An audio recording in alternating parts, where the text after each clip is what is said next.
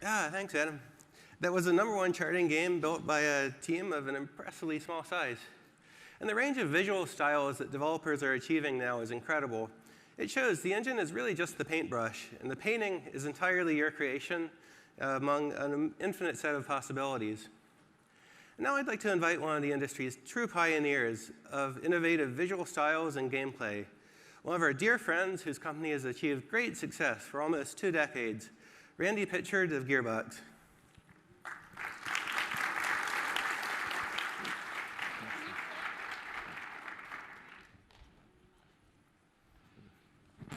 Hey, everybody.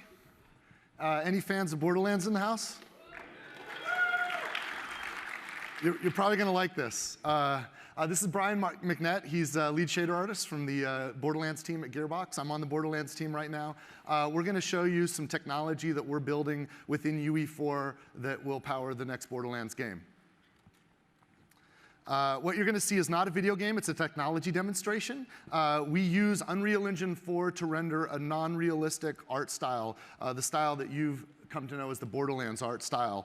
This is a very simple scene. Now, I want you to remember that the Borderlands art style is sort of represented by a confluence of techniques. Most of the Borderlands art style comes from the content itself, the form of the environment, silhouettes and movement of characters, the color and line work within the surfaces of objects. But there's some fundamental rendering technologies that contribute to the look that we are exploring for the next generation. Now, I think the technique that most of you probably attribute to Borderlands the most is the edge outlining. It's not cell shading, but we do outline the edges. And if he goes into the black and white view, you can see this approach for Borderlands 2, Borderlands 1, and Borderlands the pre-sequel.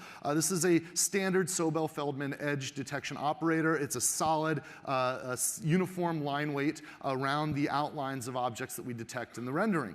Now, we want to evolve this look for the future. We want to make it more natural and basically next gen. So the first thing we do, if you can go back to color, is instead of just detecting the edge and rendering the line both inside and out, the inside will sort of erode and corrupt the detail of the object we're trying to highlight. We'll now draw from the middle out only. It's sort of a middle out algorithm.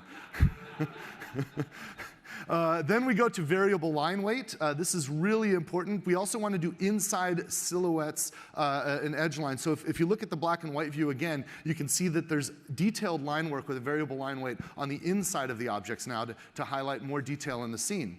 But with variable line weight on both the inside and the outside of the edge lines, we can now kind of show detail that's affected by the lighting and the orientation of the camera. So we can look at the scene again in color. And now, edges are only a part of it. The surface materials themselves are very important. The artists contribute to the look and feel of the graphic style by how they paint the materials. Now, this is a test sphere, and it shows some materials, a material on there. And you'll notice there's little black outlines, edges around it.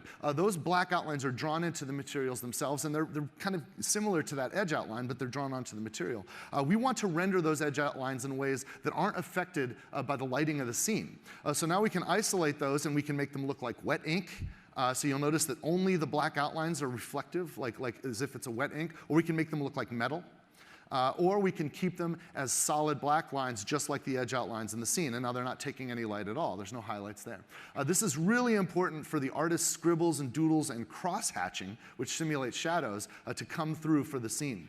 The neat thing about this test sphere, though, is it also gives us the opportunity to show you how we can use a similar technique to actually render cross-hatching dependent on the lighting in the scene. So if he goes to black and white view and brings up the cross-hatching, you'll see there's now a cross-hatch layer which will render shadow only where shadows exist, and in fact render highlights only where highlights exist. These are custom materials that are on top of the base material that add to the complexity of the scene. The other step, though, is, in fact, let's look at a production asset. I want to see this in a production asset really quick. This is a very Borderlands Gearbox-looking production asset rendered in Unreal Engine 4. You'll notice that even the little bolts on those objects are casting a little shadow, and those shadows are taking a little bit of crosshatch. That's that custom crosshatch layer there. And we can see it again in black and white. Now, one of the problems with this approach, though, and why we had to advance even further, is in the Borderlands work that we do, we tend to do a lot of kit bashing. We'll use assets in lots of interesting ways, lots of different ways. We'll scale those assets up and down. And when we scale an asset up, it will actually change the scale of that cross-hatching, which makes it inconsistent with the line work that we're doing on the edges. So we wanted to work with an experiment with a procedural approach to this, using artist-generated crosshatches, but rendering them more procedurally on the surfaces of the objects. So if we start with this gray sphere and we put a crosshatch on it that's now procedural and mapped to the object, you can see that it'll hold the same consistency at any scale.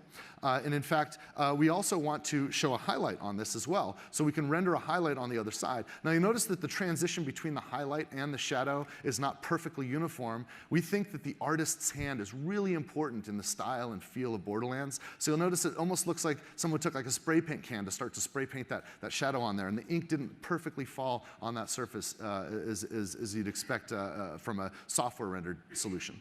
So that transition is not uniform. Now I also want to point out that this has full interaction with PVR. So as he affects roughness, you'll notice that the reflections erode the inks, or if he changes to a highly reflective metal surface, all of the inks take the shape of the objects that the metal's reflecting. This is really incredible technology, and this is only accessible to us with Unreal Engine 4 and the current and future hardware specifications that we're targeting with this technology. Now let's look at a more complex shape, a more complex form. This form right now is smooth, but we have a normal map for this form, and you'll notice that it looks like there's a gearbox icon that's sort of etched into the metal shape that you're seeing there. That is not a mesh, that's actually a normal map, and some of you are probably familiar with these are, but you'll notice that the normal maps fully interact with all of the other technologies, the shading and the lighting. So if it goes into a black and white view, you can see that even the crosshatches and the highlights are affected by that normal map. That's pretty awesome stuff. So let's look at actually a production asset with this technology on it. So this is a real asset that will go into a future video game, and you can see that the interaction fully works, whether it's metal. We're looking at it in black and white. You can make out all of the fine details just from the shadows, the highlights, and the edge lines, but also it looks beautiful in full color.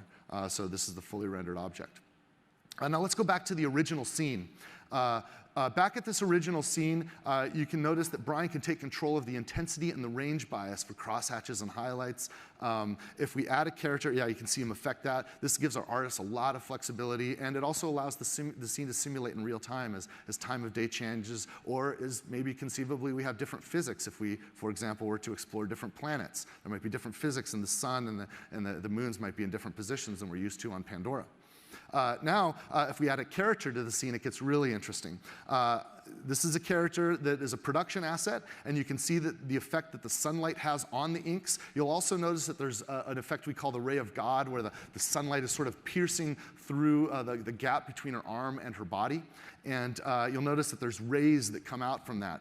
If he goes into the black and white view, you'll notice that those rays, the God rays, will actually erode the crosshatches in the environment, even the crosshatches that are rendered onto objects that are behind and far away from where the ray of God effect is being simulated. This is pretty awesome stuff, and it helps create a more complex and plausible scene, even in the unrealistic art style of Borderlands that we're rendering with Unreal Engine 4.